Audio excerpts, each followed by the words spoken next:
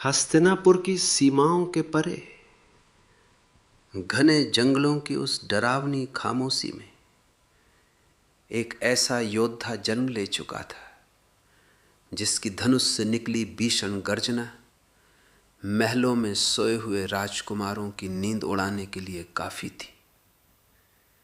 क्या आपने कभी सोचा है कि अगर उस दिन द्रोण ने छल से एकलव्य का अंगूठा न मांगा होता तो महाभारत का इतिहास कैसा होता? क्या अर्जुन कभी विश्व का सर्वश्रेष्ठ धनुर्धर कहला पाता, या फिर इतिहास उसे केवल एकलव्य की छाया बनकर रहने वाले एक राजकुमार के रूप में याद रखता? आज हम उस सत्य की परतों को उखाड़ेंगे जिसे इतिहास के पन्नों में बड़ी चतुराई से दफन कर दिया गया। ये कहानी उस खंजर की है जो द्रोण के अहंकार की छाती में आज भी गड़ा हुआ है। क्या द्रोण महान गुरु थे, या वे केवल सत्ता के एक डरे हुए दरबारी थे जिसने एक असाधारण प्रतिभा का गला घोंट दिया?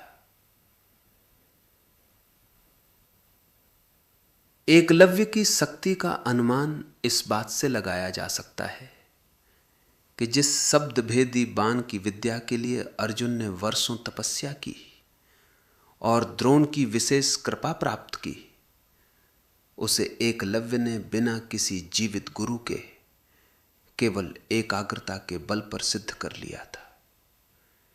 एकलव्य की धनुर्विद्या में वो वेग था कि वो हवा की दिशा बदल सकता था। सोचिए, वो योद्धा जो कुत्ते के मुंह को इस तरह बाणों से भर देता है कि उसे एक खरोंच तक नहीं आती, वो युद्ध के मैदान में क्या संघार मचाता। अगर कुरुक्षेत्र के मैदान में एकलव्य खड़ा होता तो अर्जुन जैसे 10 योद्धा भी मिलकर उसका मार्ग नहीं रोक पाते। अर्जुन को गांडीव की जरूरत थी, देवराज इंद्र के दिव्य अस्त्रों की जरूरत थी और कृष्ण के मार्गदर्शन की जरूरत थी, लेकिन एकलव्य स्वयं में एक ब्रह्मास्त्र था।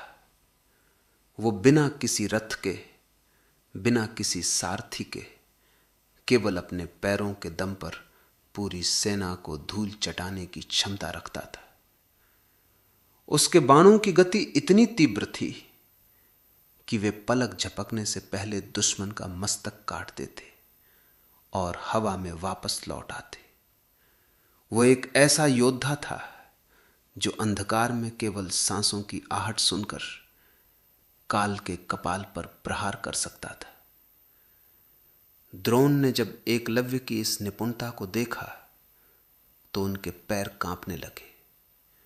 उन्हें अर्जुन के भविष्य की चिंता नहीं थी, उन्हें अपनी उस झूठी प्रतिज्ञा की चिंता थी कि मैं अर्जुन को सर्वश्रेष्ठ बनाऊंगा।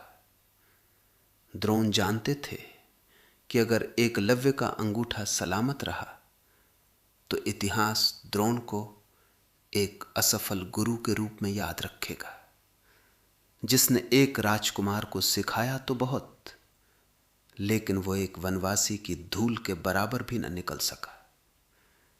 इसलिए उन्होंने जो मांगा वो गुरु दक्षिणा नहीं थी, वो एक कायरतापूर्ण समझौता था। मैं कहता हूं, द्रोणाचार्य ने एकलव्य से उसकी कला नहीं छीनी, बल्कि अपनी हार की भीख मांगी थी।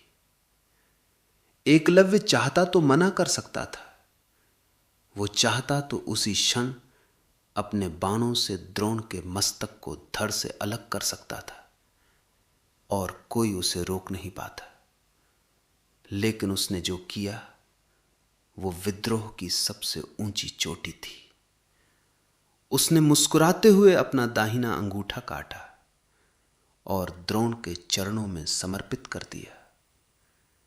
मैं कहता हूं कि एकलव्य का यह त्याग गुरु द्रोण के लिए एक आईना था कि देखो, एकलव्य का कटा हुआ अंगूठा भी तुम्हारे प्रिय अर्जुन के 10 उंगलियों से ज्यादा भारी है।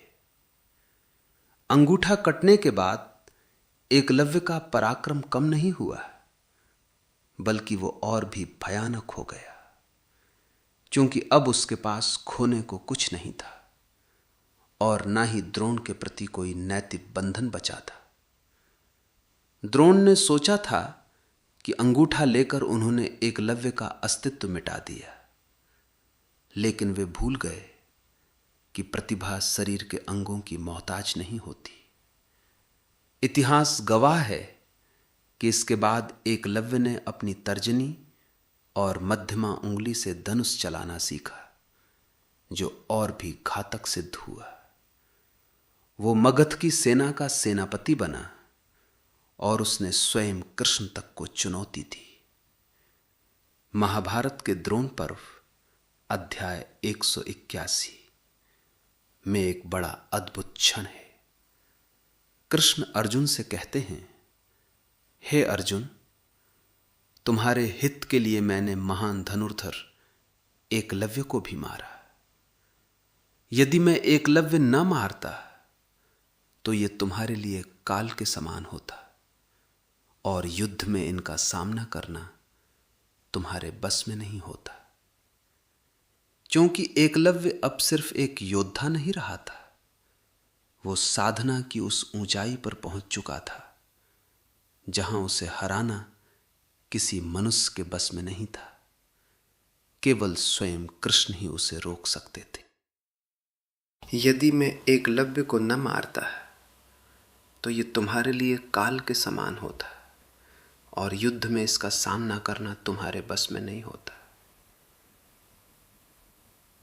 क्योंकि एकलव्य अब सिर्फ एक योद्धा नहीं रहा था, वो साधना की उस ऊंचाई पर पहुंच चुका था जहां उसे हराना किसी मनुष्य के बस में नहीं था। केवल स्वयं कृष्ण ही उसे रोक सकते थे। द्रोण ने एकलव्य का अंगूठा लेकर उसे इतिहास से मिटाना चाहा, लेकिन एकलव्य की इसी गुरु दक्षिणा ने उसे अमर कर दिया। अर्जुन को आज भी द्रोण की कृपा के कारण याद किया जाता है, लेकिन एकलव्य को उसके अपने वजूद और संघर्ष के लिए याद किया जाता है। इतिहास गवाह है, अर्जुन को कृष्ण की जरूरत पड़ी, द्रोण के संरक्षण की जरूरत पड़ी, लेकिन एकलव्य अकेला ही काफी था। आज जब भी दुनिया में कोई श्रेष्ठता की बात करेगा, उसे अर्जुन से पहले एकलव्य का नाम लेना ही होगा। क्योंकि अर्जुन तो बनाए गए थे, पर एकलव्य स्वयं बना था। वो अंगूठा आज भी चिल्ला चिल्ला कर कह रहा है कि असली गुरु मिट्टी की मूरत नहीं, बल्कि वो भीतर की प्यास है जो असंभव को भी संभव कर दे।